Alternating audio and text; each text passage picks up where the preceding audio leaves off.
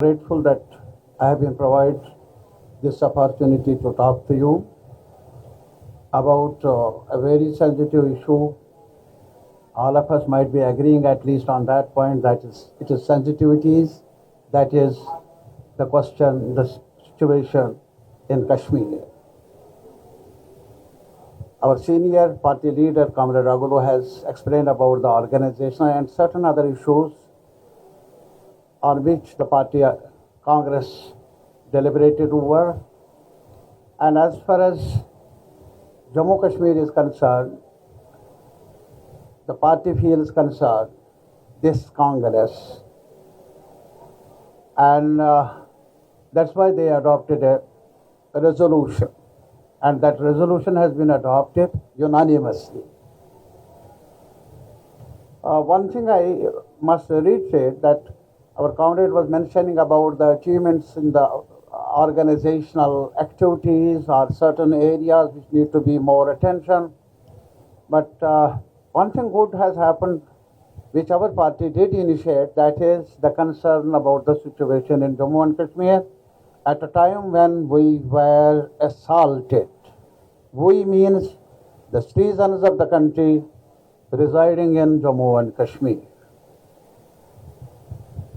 And you might be now knowing the history and geography and all that, but I will remind you that we in Jammu and Kashmir are part of you, not because of any coercive, any pressure.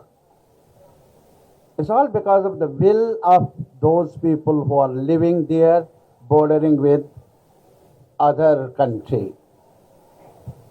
Please, we must understand, I must request you, this is very important to understand what is happening in Kashmir, because what happened in Kashmir on 5th August 2019, we said, both me and our 𝒃𝒊𝒈𝒈𝒆𝒍, who visited, who defied the writ of the government and visited me there and stood in solidarity with the people of Kashmir there, and along with other comrades in Delhi and in the rest of the country.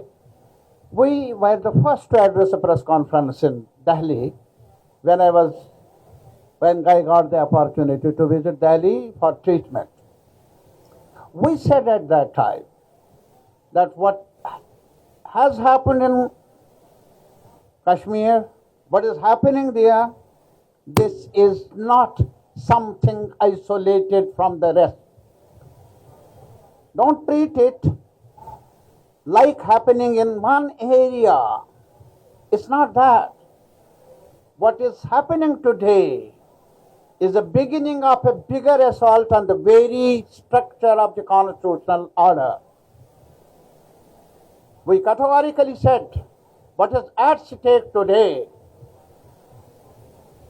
what the government of India has sent a signal, big signal, that they are here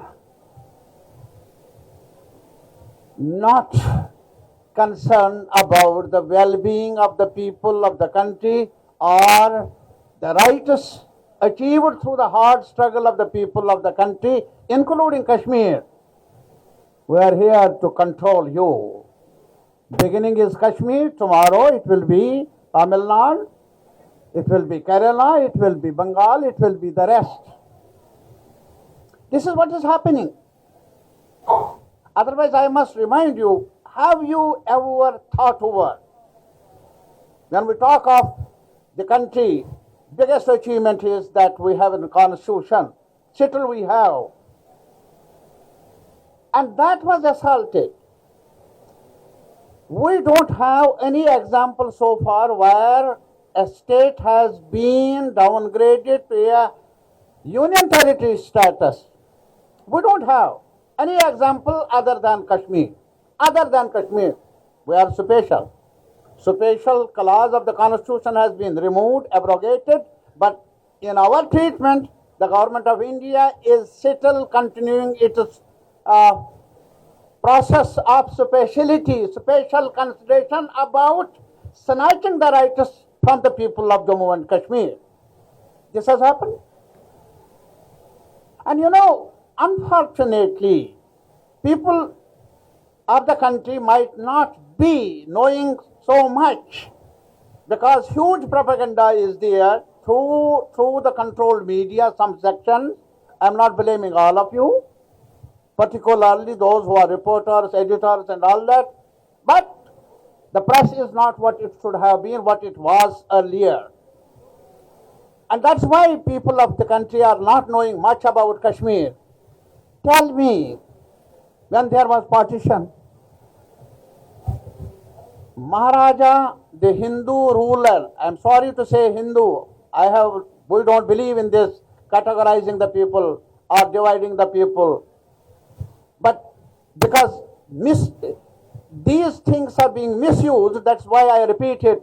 There was a ruler, Maharaja Hari Singh, and this was the largest Muslim majority area bordering with Pakistan. Maharaja Hari Singh was reluctant to join secular India till October 26. Why don't you, I'm not asking you, I'm talking this government, have some strength to talk truth to the people. Give them a chance to know what is happening, what has happened in the past. How this relationship has evolved. People of Jammu and Kashmir, a Muslim majority area bordering with Pakistan, they refused to join them. They opted for a relationship with a country called India, where the majority is other than Muslims. Thinking about that, this is a secular country, there is a secular commitment. And the relationship was not through Maharaja, ruler, the kings. The relationship emerged through the will of the people, through the leadership, popular leadership of that area with the popular leadership of the rest of the country. That is how our great founders of the constitutional order, they discussed, debated about the terms of the accession, about the terms of the relationship between Jammu and Kashmir and the Union of India, called 370, and remained the part of constitutional order till 5th August 2019. Now they are talking the country that we have stopped terrorism. 370 was the source of terrorism. 370 was source of separatism. 37 has emerged out of the situation when Pakistan sent the raiders, when the leadership of Jammu and Kashmir refused to join them, when the leadership, popular leadership under the Sheikh Muhammad Abdullah joined the secular leadership in the country under the leadership of Mahatma Gandhi. That is how the bond of relationship has emerged. And that is how the bond of relationship, constitutional bond, has been assaulted. It's not the question of me or you. Now there are other clauses as well. We are having clauses. Now take for example the land rights, the job rights. Maharaja Hari Singh issued the notifications in 1927-32. Maharaja Hari Singh. And the notification was outsiders cannot purchase land in his kingdom, Jammu, Kashmir and Ladakh. Outsiders cannot get a job in his territory. It is in 1927 and 32, and they are selling it that, look now, you were not allowed to have a house there, you were not having any chance to go get jobs there. What kind of jobs you have created in the rest of the country for this last so many, since 2014, Mr. Modi? What kind of Adivasis will come to visit and live in a bungalow in Kashmir? You are not allowing them to live in the forest areas. What about those Dalits? What about the below poverty line people, OBCs, working people who are not getting wages? All these things are myths being created about the situation in Kashmir. Anyway, after abrogation What is happening? They made a commitment. We will restore statehood in Supreme Court through its council. He made a commitment that Government of India assures the apex body that we will restore statehood. In Parliament, they have said it. When there was a conference of all parties, conference convened by Honorable Prime Minister, he assured the air. A place we joined the secular India was denied the right of elections to the assembly for 7 years. Can you imagine? We were not having assembly, and still they are claiming we have restored peace, we have restored normalcy. And then when the assembly elections were held, they did whatever was possible using money power, using coercion, using their proxies. Now look, on the one hand they are talking about fundamentalism, Muslim extremism, terrorism and everything. On the other hand, it was the BJP who encouraged Jamaat-e-Islami in Kashmir to defeat CPIM candidate Tariq there. They did not succeed. The will of the people, the wisdom of the people prevailed. And the outcome of that election, which they tried to manipulate, the clock was something different, turned different way. And the verdict is rejection of BJP, its policies, whatever they have done since 5th August 2019. Assembly was constituted. And then we asked for the first resolution the cabinet adopted was restoration of statehood. There is a dual system. I said in the assembly on the first day that we don't know. We are sitting in a legislature which does not know what to legislate and how to legislate. We don't know. We have an administration. They don't know where to send the file, whom to meet and whom not to meet. That is exactly happening there.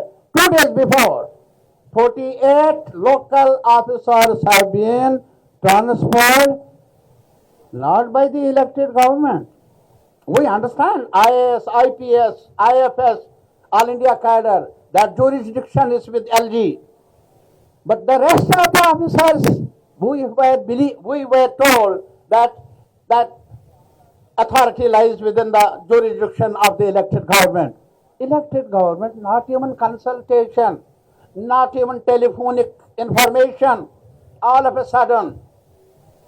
This is all, they are treating us like not citizens, but just oppressed subjects. My appeal to you is, and that's why our party, Congress, adopted this resolution. They said, restore statehood. And that means what? Restoring statehood means restoring democracy. Jammu and Kashmir people want to be integrated, not territorial integration. That integration will be taken care of by the security forces, by the will of the people of Jammu and Kashmir with the will of the people in the rest of the country must come closer together to shape their future. That's what this resolution is telling us. Please help us. Through you, I want to appeal to the countrymen. We may have difference of opinion. That's what democracy is. Agreements are not one part. There are disagreements as well. We may belong to different groups of politics, different groups of linguistic groups and all that, but the overall interest of the country matters. If country gets fragmented, divided on the basis of religion, caste and creed, it will be disastrous. Not for one community. Maybe today one community is targeted, but it will be the beginning of a bigger attack on the rest of the country before it is too late. My request, my appeal is, we the people of Kashmir want justice. Please help us. Please help us. We want to be together with you, with the rest of the country, the people of the country, to march ahead to shape our future. Thank you very much.